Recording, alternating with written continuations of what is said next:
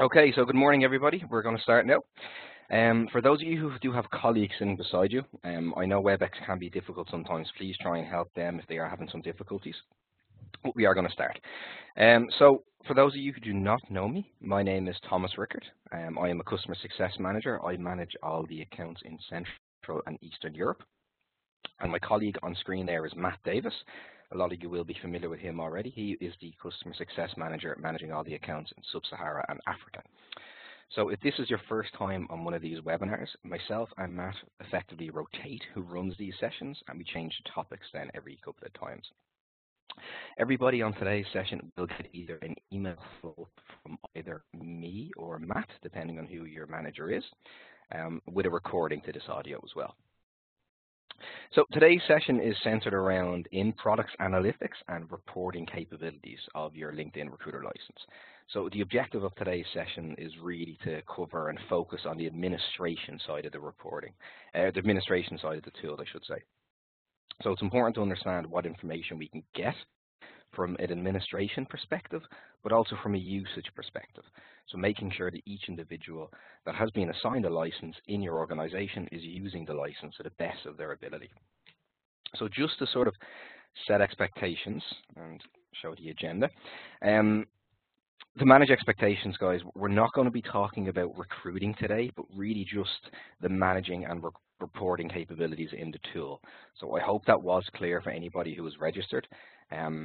Realistically speaking, I'm hoping everybody on today's session does have an admin seat, because a lot of what we will cover today, or when I say a lot, all of what we will cover today does require you to have a seat. So if it is something, if it's a conversation that you may need to have with your manager afterwards, then that's something that needs to be done. But just what we will cover today, you do need particular permissions in order to do it.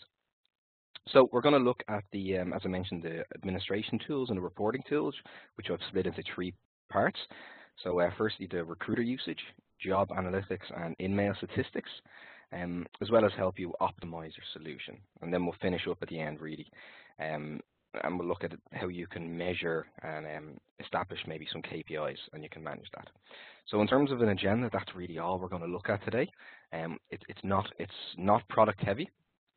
So I would expect to complete the session within, let's say, 30 to 35 minutes, and we'll leave plenty of time at the end for any sort of questions. So guys, at any point, if you do have questions, please put them in the chat box.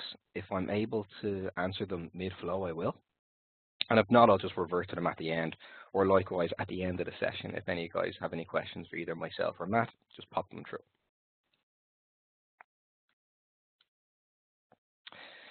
So kicking it off, we're going to dive straight into the admin tools and settings. So this is to really help you make sure your dashboard is configured in the best possible way for your organization, but also to help you manage the day-to-day administration tasks without having to necessarily reach out to somebody here at LinkedIn and maybe ask us for help.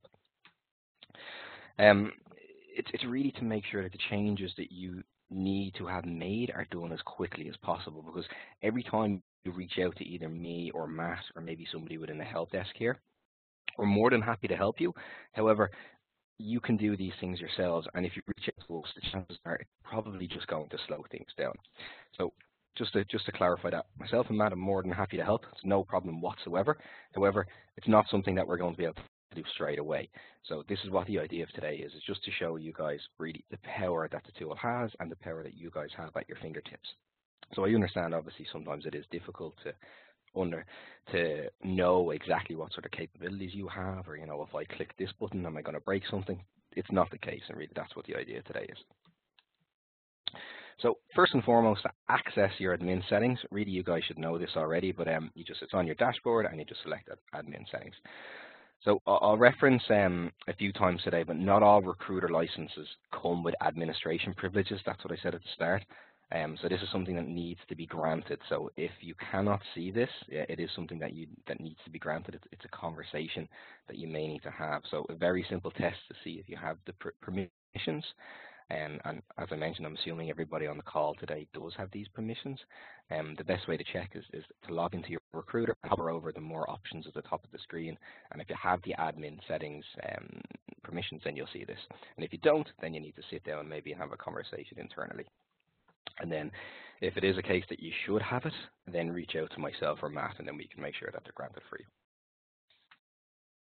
So when we click on this, when we click on the admin settings, this is going to bring us through to the admin console, which is what you see here on screen. So what we're going to look at first is probably the most common activity on the portal, which is moving a seat or managing the seat holder community. So the way in which we are going to manage that is, we see at the top here there's a number of options that we can click to move through the different elements of our admin console. So to look at managing your license, we just need to click on the seat holders, and then that will show us all of our seats, and it will give us the different options available to us. So first and foremost, across the top of the page, what we see is a summary of the seat allocation on your current dashboard. Just to take these in turn, it will tell us how many we have, how many we have used, and how many we have remaining. So I hope that's pretty clear to everybody on screen. The first option, it will say, you can see here, there's 34 seats being used and there's 1 remaining. So pretty straightforward. What's important here is that we have all the seats in use for the majority of time. So we do not want to have unused seats. So as I mentioned, in this particular instance, because we have 1 seat, I'd be looking to see if there's a good reason why we have a seat unused, or if not, I'd be looking to maybe assign that seat across my organization, which we'll cover now in a moment.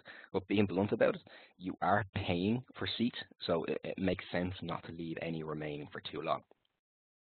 So after that, next up is the job manager seat, which allows you very limited capabilities. It's a purpose for really posting jobs. And after that, we have talent pipeline. Now, I'm not going to go into too much detail on this because it's less commonly used and very limited functionality. And then finally, we have our hiring manager seat. So this is where really you can see, you can share a live pipeline of talent. Really, really useful, guys, and it really encourages collaboration. So you get 20 hiring manager seats per recruiter license that you purchased. So per recruiter license, you get 20 hiring manager seats. So the top part really gives you a summary, and underneath it tells you what people or what permissions that they have. So I'm going to pause there for 1 moment. Any questions on that, guys?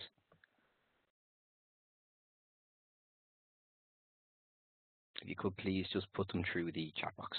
So pretty straightforward so far, just how to log in and really explaining what each view gives you.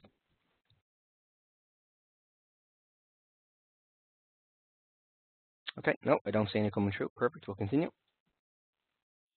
Okay, so in terms of making changes now, when we're on this tab, on the right-hand side, we can see all the actions that we can take on an individual's profile.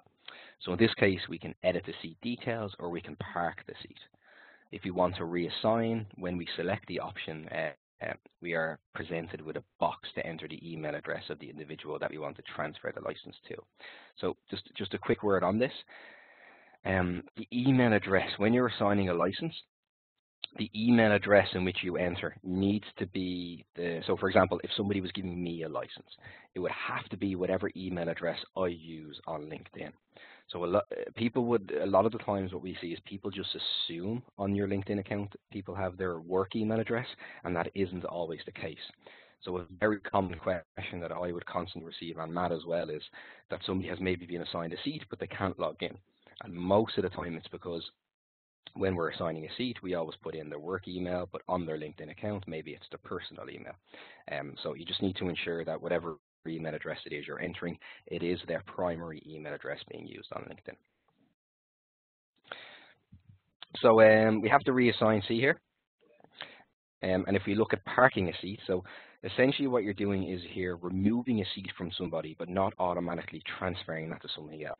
And that's what parking the seat means. I get asked this all the time. So it just means if you're going to remove it from somebody, but not reassigning it straight away. The rationale here is, let's say someone has just left your organization, and then maybe you're in the process of hiring a replacement. You can park the seat until that person's being hired.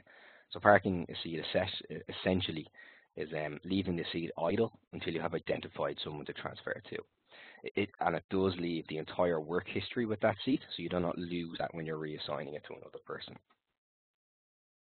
So to unpark, you can unpark it at any time, and you just find the seat that's being parked, and you just click on the unpark seat, and then you select the individual that you want to give it to. So pretty straightforward. And again, something quite a lot of people don't know about. I did mention already that I get asked all the time, what does park seat mean? And that's really what it is. So moving forward, what we're going to look at here is how we can do bulk action items. So we just looked at how we can take action on an individual person's seat. So we looked at how we can park their seat and reassign it. Now we're going to look at how we can take bulk action items. So on the right-hand side here of each profile, we'll see a box that you can tick. Very similar to if you're sending, let's say, bulk emails. So you just select all of them. And this box will appear. And here's my bulk action item box. And here's what I was referencing when you're going to assign a seat. You're prompted to put in someone's email. We can see here we can put in up to 100 emails. And this is how we take bulk action items. So pretty straightforward. It saves a lot of time doing this in mass, depending on how many seats that you have.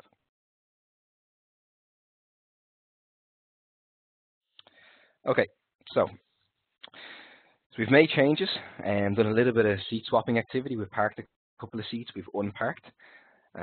What we can also actually review is what changes we've been made by checking out the seat management activity tab, which is right in the middle of the screen here, as I've highlighted. So this will actually show us all the recent seat reassignments and transfers.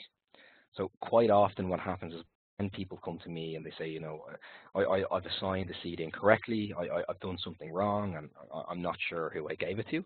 So quite simply, we can see here who has held the seat and who it has, and who has it now, who's the new destination.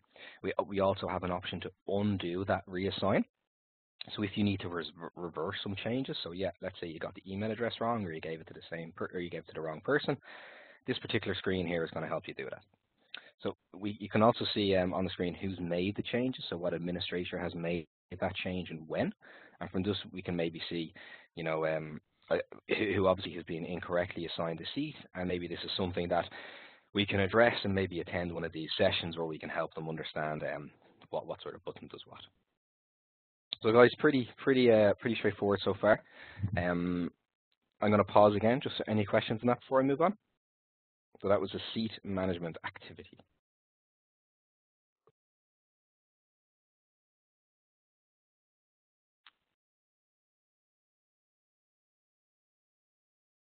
Okay, I'm just getting asked a question in regards to how I access this particular screen. So I'm just going to go back a few slides, guys. So this, okay, I'll start from the beginning. So under More, so when you log into your recruiter license, you'll see admin settings, which will bring you effectively to this. What I was just in was the seat management activity, which is still on this same screen, and it's highlighted in one more slide. Where is it? There it is. So it's highlighted there. So it's still under the same dashboard, under Recruiter Seats, Job Slots Manager, or Job Manager, Talent Pipeline, Hanger Manager. You'll see seat management activity. So does that answer your question?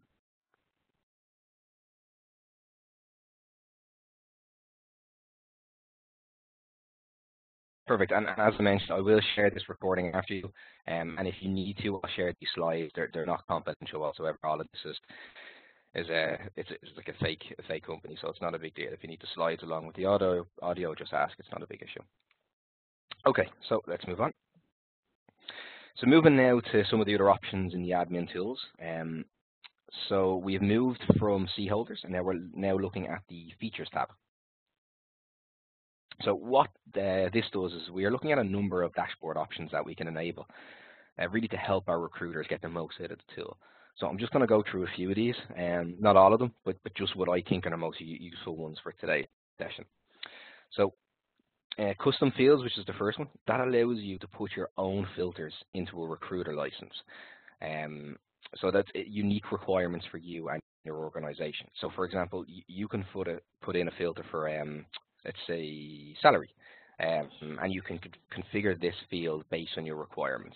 And then what you will do in your recruiter is you can also filter profiles based on this. Sorry guys, I'm just going to mute everybody.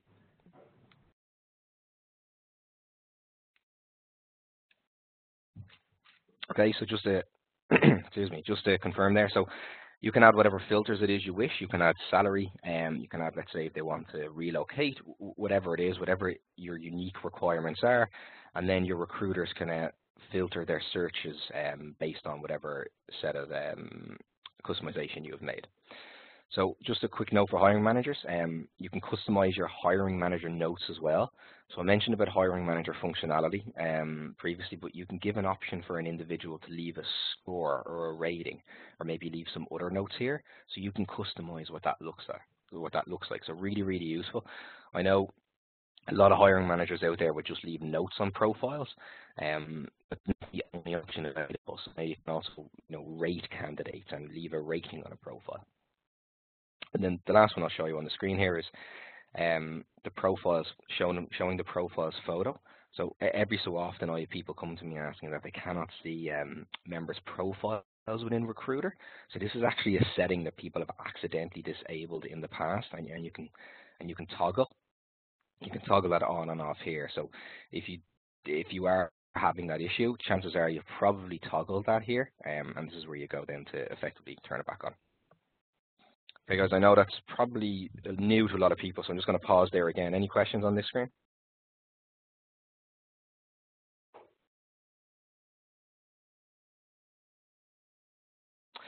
Just one question on, is this feature available to certain licenses? You need certain permissions, so you would need administration permissions to access basically everything that I'm showing you today. So I've mentioned a few times that I'll start again. I've mentioned a few times that maybe if you think you should have admin permissions and you don't, either speak to maybe your manager and they can assign you that, or else speak to myself or Matt Davis and we can check it out and then we can assign it to you if that is something that you should have. But yeah, everything we're going to cover today, you do need certain permissions.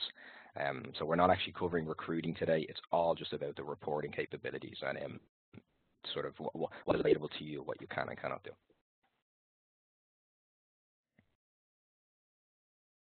Okay, don't see any more questions coming through there, guys, so let's move on. Screen's froze. There we go. Okay, so if we scroll down the end of the page, so this is just the bottom of the page we were just looking at, there's a couple of more options. So we have at the top here, cross-contract visibility. And this is for when you have multiple dashboards under one agreement. So let's say you're a holding company and you have multiple subsidiaries. You can now have one dashboard per subsidiary. So this enables you as an admin to see all the information here. On the flip side as well, you have the option to switch that on and off. So I know with some companies that work independently and in competition with each other. So if it is a case that you do not want to see this, then you can just simply toggle it off. Coming down again, once again, guys, I'm not going to go through all of these, but there's a brief description underneath all of them. But what I really want to highlight then is sources, tags, and statuses. So this is under our talent pipeline suite. These are all about helping you effectively manage not just candidates through your pipeline, but for example, you can have a status saying screening, offer, conversation, whatever it is, but it helps to be very clear about where people are within your recruiting workflow. So you can use your tags, you can add other information on profiles that you need to record, and you can have up to 300 tags. But again, this is all fully customizable information that you want to record as a unique identifier for you and your organization. So for example, here at LinkedIn, we would have a diversity tag. We'd also have such as languages spoken. Again, these tags are bespoke and based entirely on what your requirements are. So they are searchable once again from a recruiting perspective and completely collaborative. And then lastly, we have sources. So pretty straightforward, but it enables you to record where you're finding your candidates. Hopefully, most of you are finding them on LinkedIn, but just if you are importing candidates that maybe you found at a network event or a careers fair or some sort of internal referral, you can change the sources again to fit you and your organization. So all that does is it just allows you to accurately record which are the best sources of hiring for you.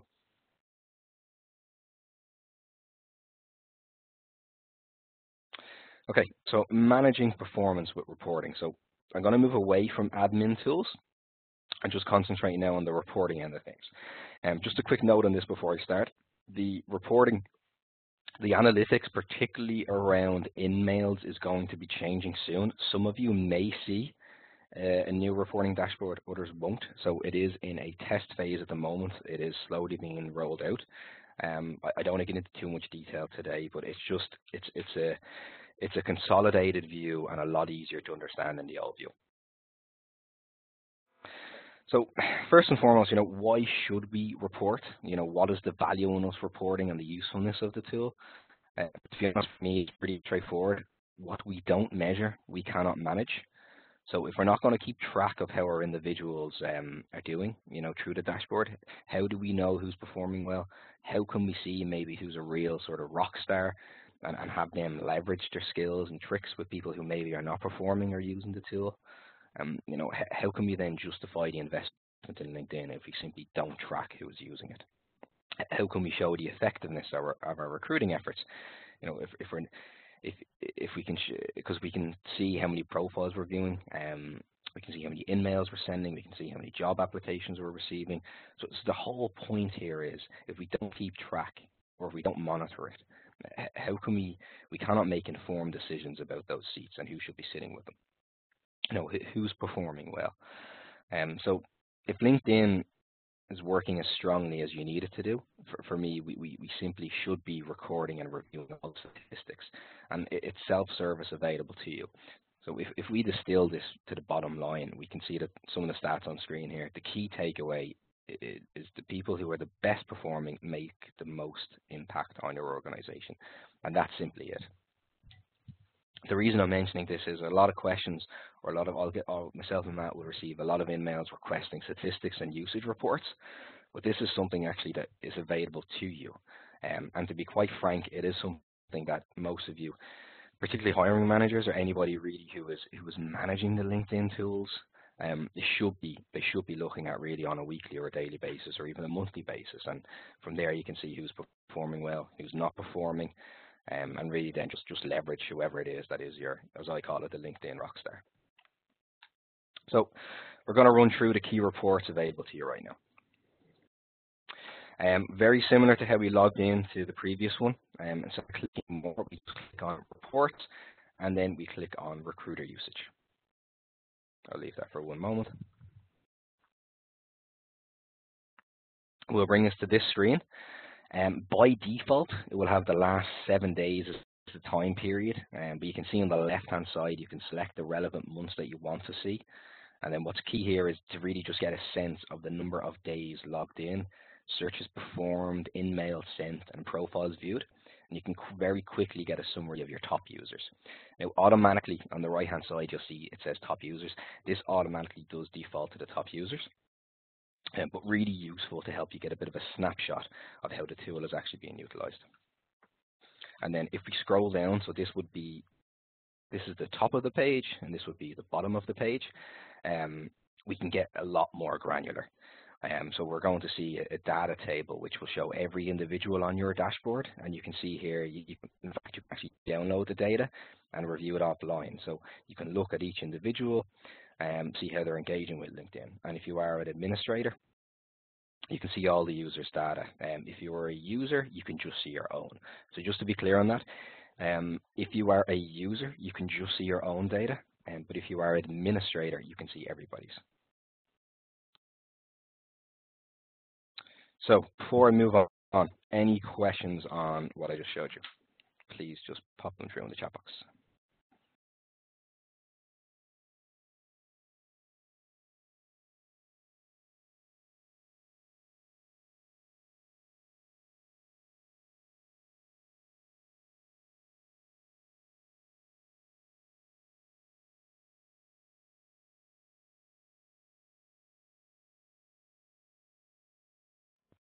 Interesting one, Adam. I'll have to follow up with you on that. It should not be the case.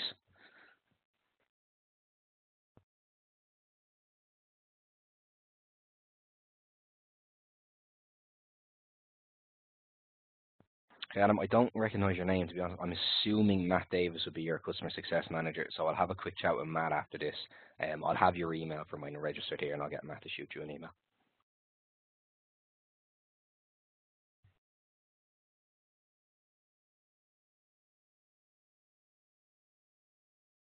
Okay, I don't really see any more questions coming through, so I'll move on. Okay, I'm slightly behind time here, guys, so I'm going to have to maybe just slightly speed up. So, job analytics. So, similar to the recruiter usage and how you access it, you just simply select reports and then job analytics. Okay, pretty straightforward. And then we're brought into this summary page of our job analytics.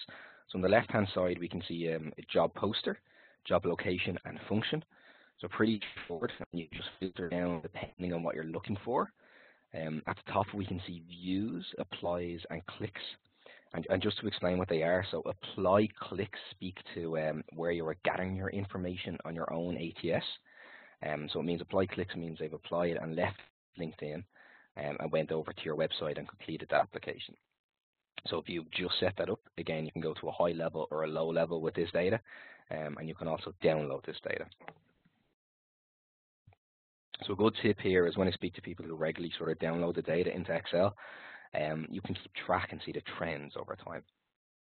So on a side note, we are currently working on the reporting aspect, so you're going to see some changes coming up in here.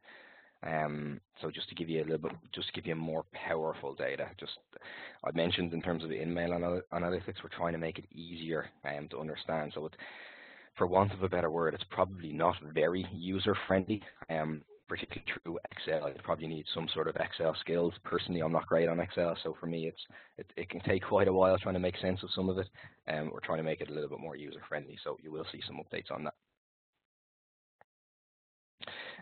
In terms of the level of data, so I mentioned you can go high level or low level, so I just want to take a bit of a closer look. And what I will do here is if I was to click on the job title, we're coming into that specific role. So if I just go back to the last screen, if I wanted to get a little bit more information on this particular job title, I just select it and I get this screen. And I can review the stats then for the position. So I can see, when people have applied, who's viewed, we get a sense really of how that role is performing strongly and is it taking off. And we can use this chart really to help you guide and where you should be, when you should be refreshing your roles. Just in terms of refreshing roles, I'd recommend you do it every 2 weeks. So if the role is still available, I would refresh it every 2 weeks. And then if you see the wrong people are viewing and applying for the role, the posting should be updated. So this is a separate session that we run in terms of job postings. So when a job is being posted, we have a unique algorithm. So the job is only as strong as the wording that you use. And as I mentioned, it's an entirely different session that I run. But if you, just a note on this, if you are finding that the wrong people are reviewing your job posts or the wrong people are applying, it means that something down the line has went wrong when we're posting a job in terms of maybe the keywords that we've used. Because whatever you select, we physically post that job, we post it in front of people. So if we're finding that the wrong type of applicants are applying that are just not qualified whatsoever, it's something that we'd need to look at. So I would go into that job and then have a look and then repost it. But I mentioned that's an entirely different session that we do, and everybody on today's session will get invitations to the upcoming one. So anybody who's interested in jobs, just please register. Okay, so moving swiftly on to in-mail analytics. So this is the last reporting piece. Before I look at KPIs, I may skip over KPIs. Oh no, I do have some minutes left. Okay, let's go. Okay, so once again, we log in via the same method and just select reports and then in-mail analytics option. So we're brought into a page where we see lots and lots of information about your email results. This will default to your activity. Again, you can toggle to view all individuals depending on the permissions that you have been provided with. So a few things I want to point out here.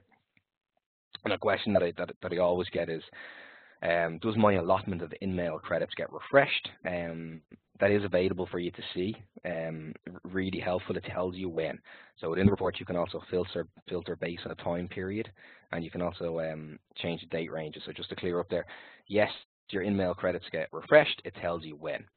And then you can also just change your data. You can access the top of the summary of, and we can see how many we've sent, how many we've replied, etc. So this is really just to be used as a benchmark and just to let us know if our strategy is performing well. Hey guys, any questions on that? Please just put them through the chat box.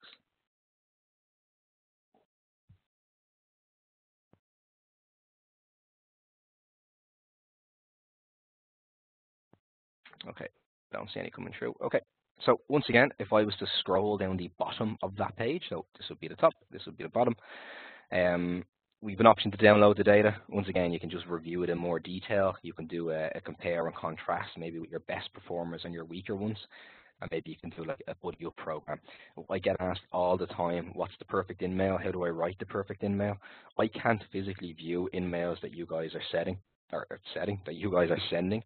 So what I would recommend is if you actually download this data and see who in your organization has the best response rates, maybe do a buddy up program, or get them maybe to sit with somebody who would have, let's say, the worst response rates, and just sort of help with best practice. And that's the best piece of advice I can give you. So if we were to look at this data, and this is the final piece, guys. So what does all this mean? So this particular person has sent 195 in-mails, 19 have been accepted, 50 declined, 126 received no response. So he has a response rate of 10%, and he's used 90% templates. So I'm just going to leave that on screen for a moment because we are going to I'm going to give some recommendations in a second. So this is a hypothetical situation. As a hiring manager, just think to yourself, what would you do in this instance?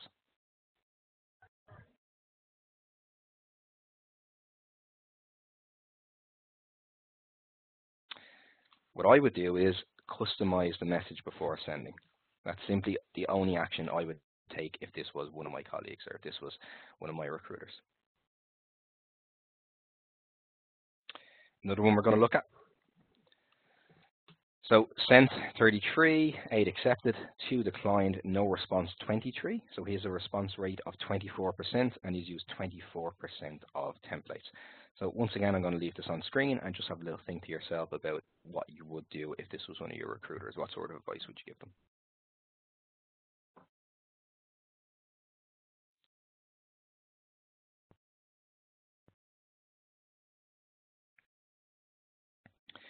I would actually give no advice. Just simply continue the current strategy. It's good, it's working, the response rates are really impressive, and very little templates used, so keep the current strategy going. One final one, and then I'll leave you alone. So this particular person sent 200, 68 accepted, 7 declined, 125 no response. Response rate of 34% and 83% templates used. So just a quick moment, have a little think to yourself. If this was one of your recruiters, what advice would you give them?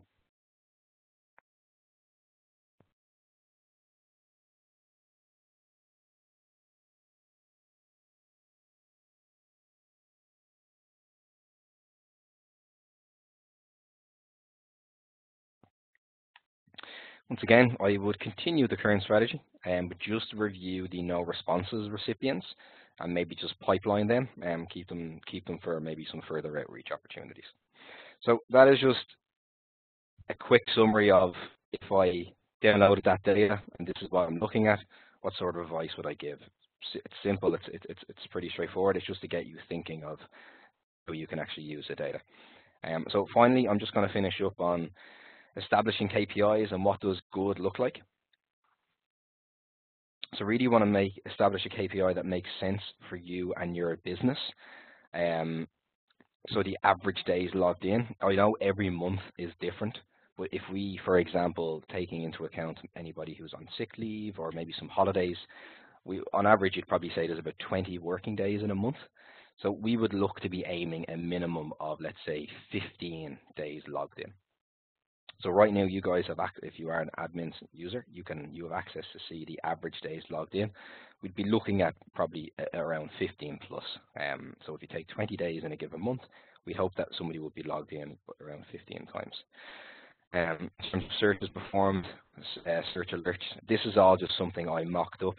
It really depends what's unique to your business. I understand all roles are different and all organizations are completely different, but just in terms of benchmarking and sort of setting APIs so your recruiter are on the same page, something I would do internally here with a lot of organizations is I would just I'd run a little incentive, um, and I'd give some free LinkedIn goodies. So a lot of times when I'm talking to organizations, try and make it a little bit fun. So I set some benchmarks, and whoever reaches them, I'd give them some LinkedIn goodies. Now, I'm not saying you have to do that in your organization, but just try and have some sort of benchmarks in place, some sort of KPIs in place. Okay, guys, so that is it. Apologies, I know the very end there I sort of went through it very fast, but just we're coming close to time, and I'm aware everybody does have work to do today. So I'm going to pause there. If anybody has any questions, please shoot them through. If you don't have questions, please feel free to log off, and you will receive the recording and an email either from myself or Matt Davis. So thank you very much for attending this morning, and please shoot through any questions that you have.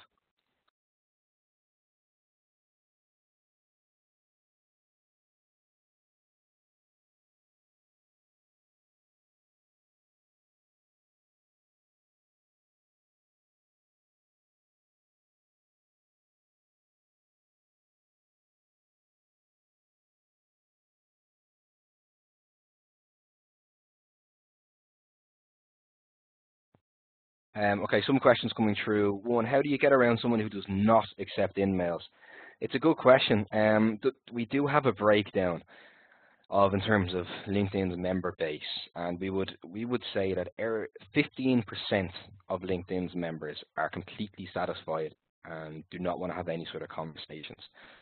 So the chances are, if you are reaching out to people who just simply will not respond, will not accept, the chances are they fall into that 15% category. However, it's not that you need to do anything different. I'd certainly look at the customization that you are putting in the emails. I'd reference maybe something on their profile.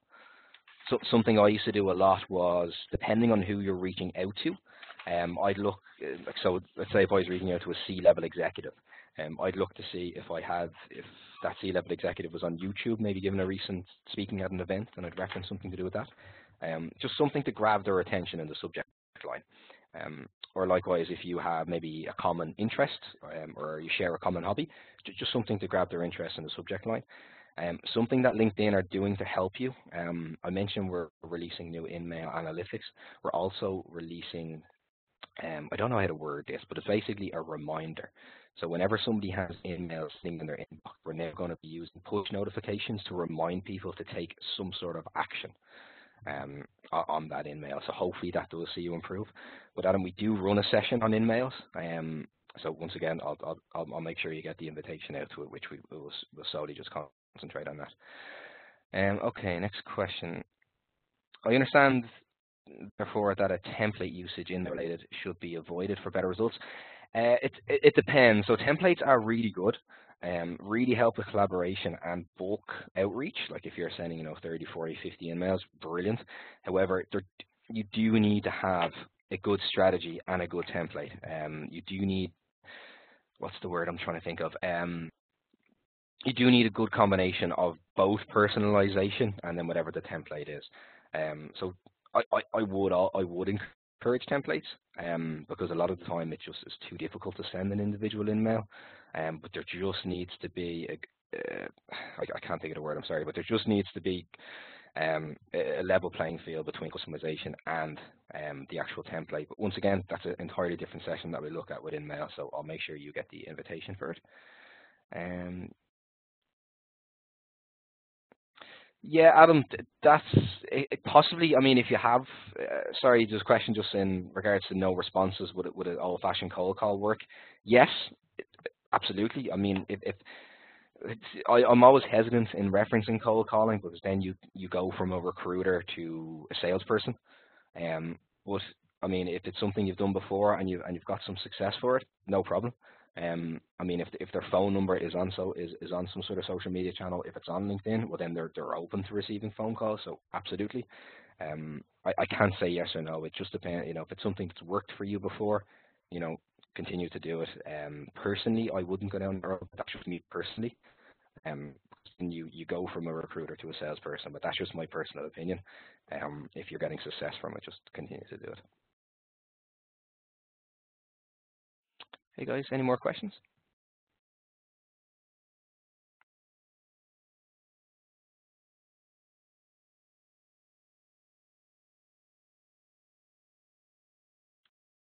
Okay, we're just coming up now, a few minutes short of the allocated time. If there's no more questions, guys, everybody is free to log off. As I mentioned you a few times, you will get the recording after this session from either myself or Matt. You will also get invitations to all the sessions that we are running. So we're running 2 sessions a week for the rest of Q2, so effectively the next 3 months. And yeah, feel free to come along to any any of the topics that you find interesting. So that's it from me today, guys. I am going to log off because I think that's it for the questions. Thanks very much for joining, and you'll receive an email from me soon. Enjoy the rest of your day, guys. Bye bye.